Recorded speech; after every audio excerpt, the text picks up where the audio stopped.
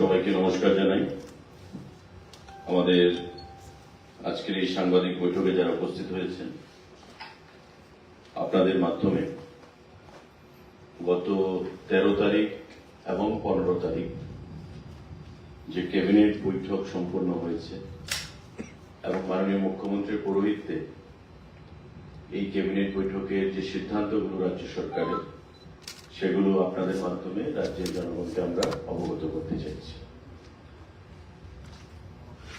স্বাস্থ্য এবং পরিবার কল্যাণ দপ্তর, health and family welfare department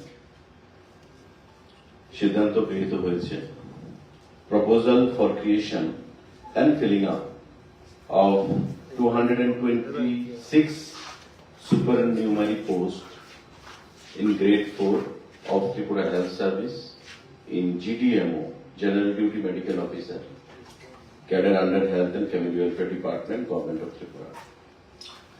স্বাস্থ্য দপ্তর আমাদের, আপনারা জানেন যে স্বাস্থ্য দপ্তরকে একটা বিশেষ গুরুত্ব প্রদান করা হচ্ছে এবং পরিকাঠামোগত উন্নয়নের দিকে রাজ্য সরকার এবং মাননীয় মুখ্যমন্ত্রী যথেষ্ট আন্তরিকতার সঙ্গে প্রয়াস চালিয়ে যাচ্ছেন। তারই অঙ্গ হিসাবে 226 জন GDMO, general duty medical officer নিয়োগ করা হবে আমাদের ত্রিপুরা রাজ্যের স্বাস্থ্য দপ্তরের অধীন, এবং সেটা সম্পূর্ণভাবে সিলেকশন প্রসেস টিপিএসসির মাধ্যমে করা হবে, যেটা 85 মার্ক এক্সাম হবে রিটেন টেস্ট এবং 15 মার্ক এক্সাম হবে ভাইভা ওসি। যেটা আমাদের রিক্রুটমেন্ট যে পলিসি, সেই রিক্রুটমেন্ট পলিসি অনুযায়ী 100% 100 মার্কের পরীক্ষা হবে এবং 85 মার্ক হবে রিটেন টেস্ট এবং 15 হবে viva OC. General duty medical officer Tripura রাজ্যে 226 খানা পোস্ট, এটা টিপিএসসির মাধ্যমে রিক্রুট করা হবে।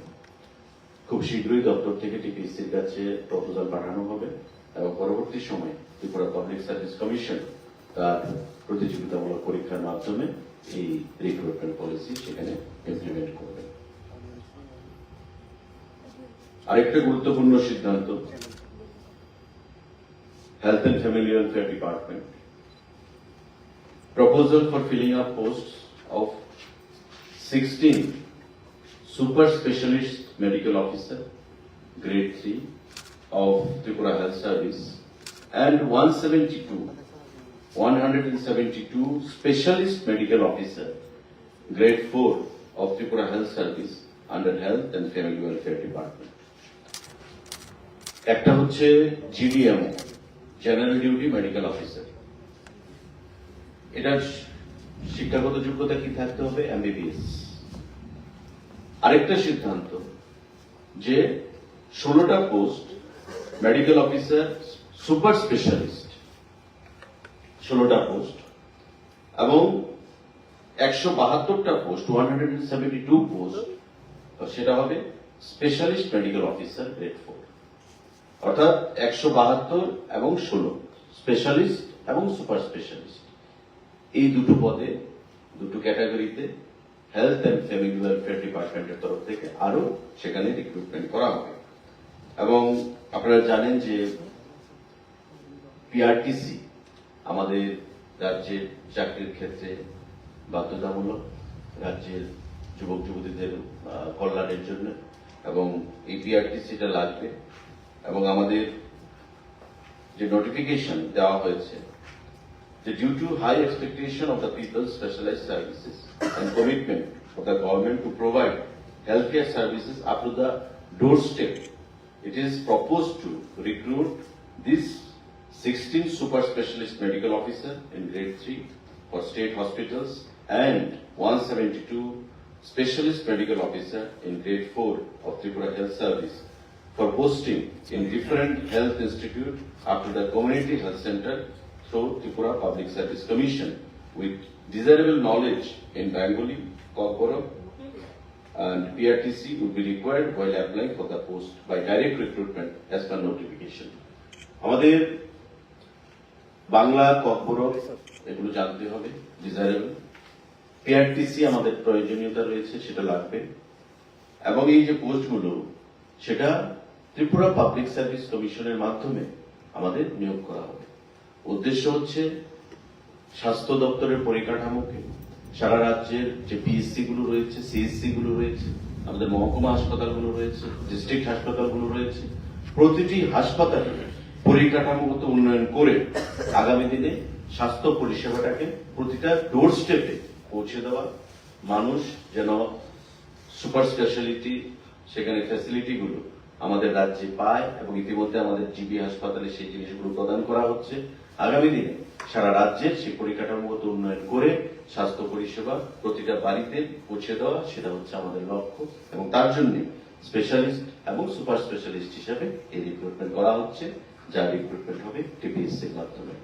General duty medical officer, specialist এবং সুপার স্পেশালিস্ট সমস্ত কিছুরই রিক্রুটমেন্ট ত্রিপুরা পাবলিক সার্ভিস কমিশনের মাধ্যমে রিটেন টেস্ট এবং ভাইভা-ওসির মাধ্যমে সেটা করা হবে। স্বাস্থ্য দপ্তর থেকে দুটো গুরুত্বপূর্ণ সিদ্ধান্ত সেটা প্রদান করা হচ্ছে। আমাদের আরেকটা গুরুত্বপূর্ণ সিদ্ধান্ত যেটা proposal for filling up 49 vacant posts of sub officer under home fire and emergency service department by direct recruitment through TPSC। আমাদের অগ্নি নির্বাপক যে দপ্তর ফায়ার সার্ভিস, সেই দপ্তরে 49 জন পোস্ট অফ সাব অফিসার নিয়োগ করা হবে এবং সেটাও আমাদের টিপিএসসির মাধ্যমে, ত্রিপুরা পাবলিক সার্ভিস কমিশনের মাধ্যমে করা হবে।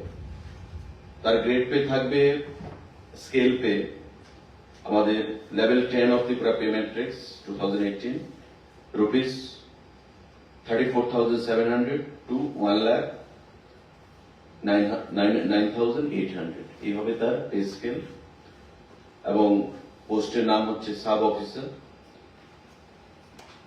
যা requisite qualification educational graduate in science from recognised university and preferably passed the basic firefighting course of at least 3 months duration from any government recognized college. BE or BTech from a university or fire engineering from NFSC Nagpur or equivalent. Graduate in any discipline from recognized university and passed the 6 months elementary firefighting course from a state fire training institution.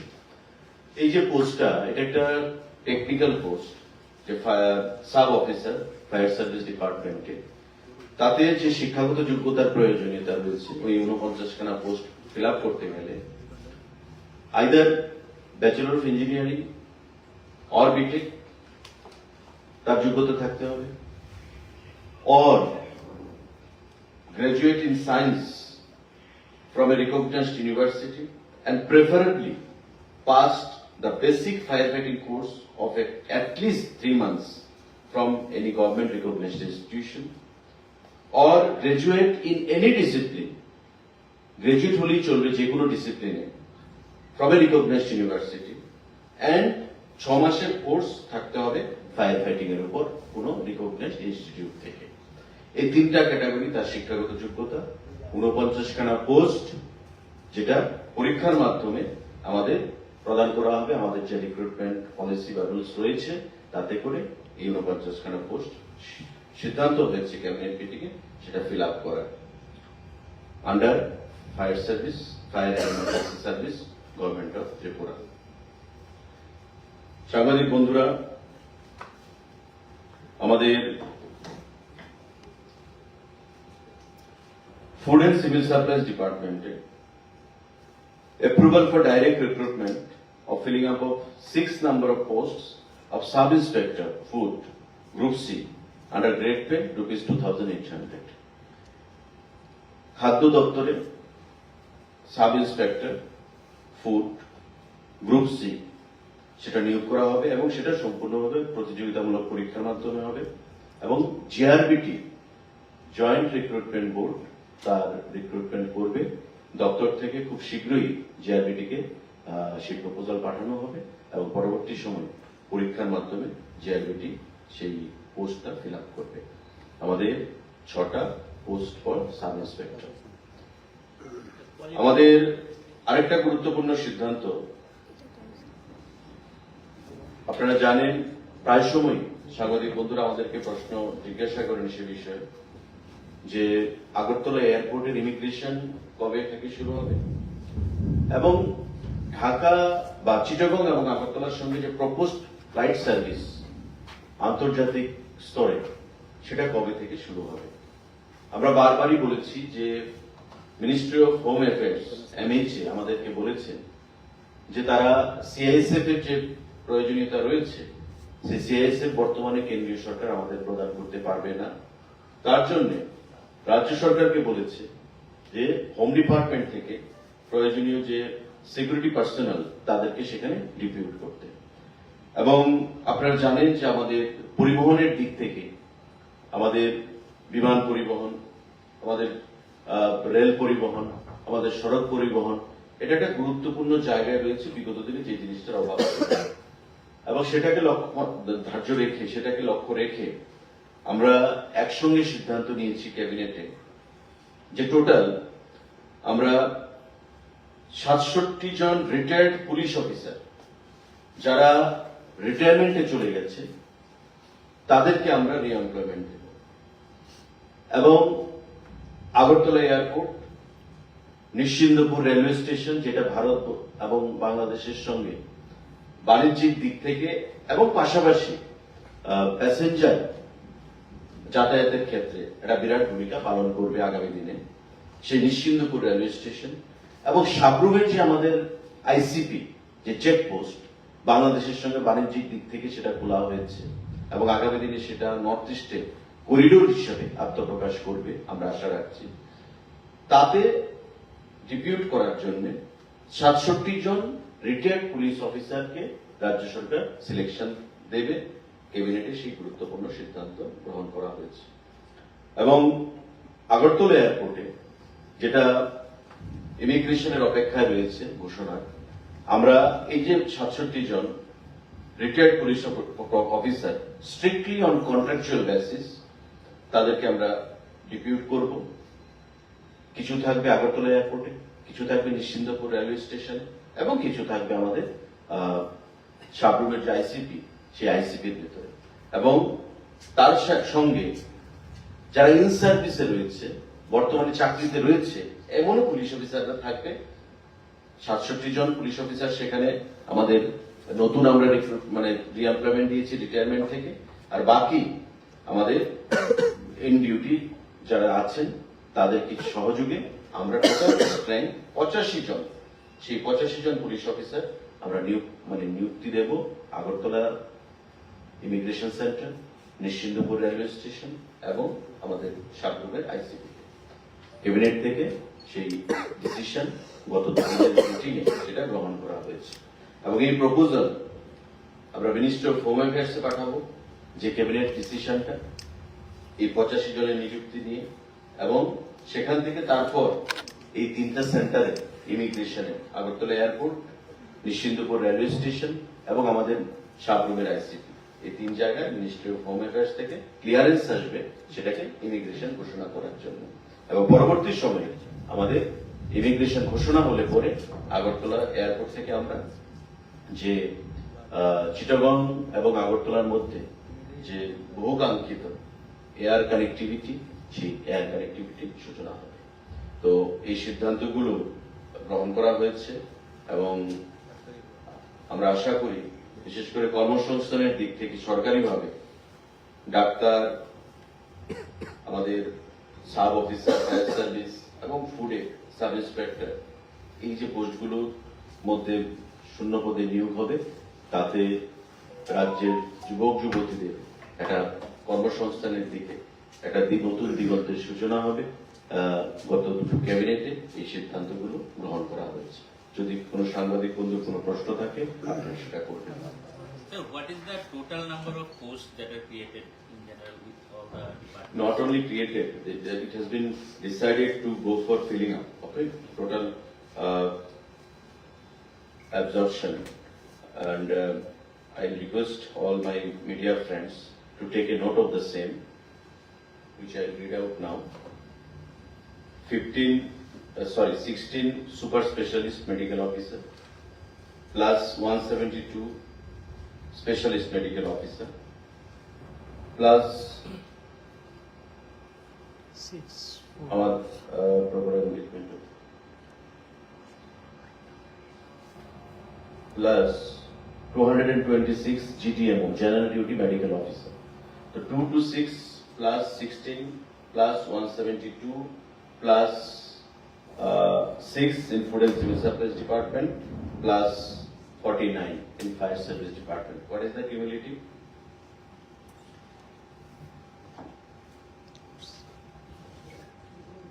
It's a good number of vacant posts which are lying vacant. 226 for GDMO. 469. Total 469. 469 posts will be filled up by the government, and finance has already given the concurrence, and it was decided in the last 2 cabinet meetings. Sir, what is the qualification for the Group C Food Sub-Inspector? Food Department, Sub-Inspector, just give me 2 minutes.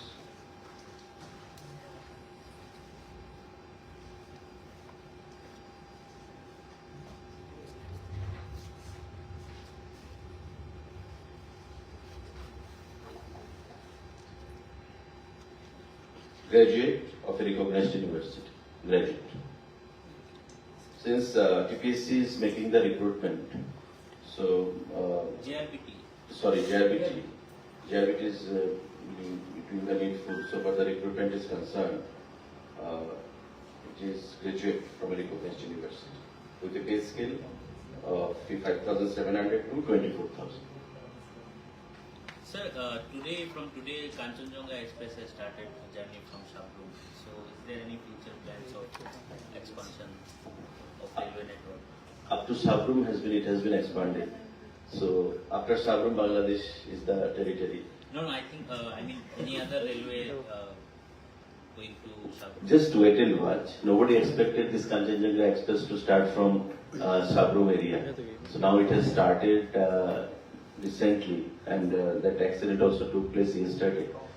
But thank God that there was none from our state.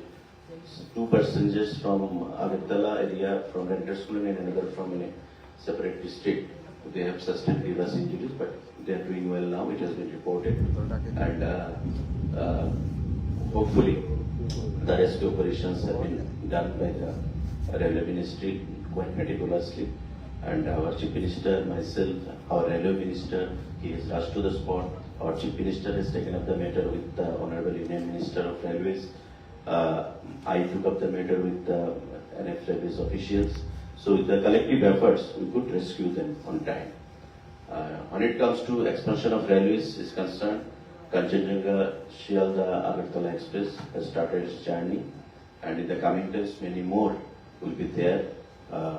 Let's wait and watch and keep our finger crossed. Very shortly.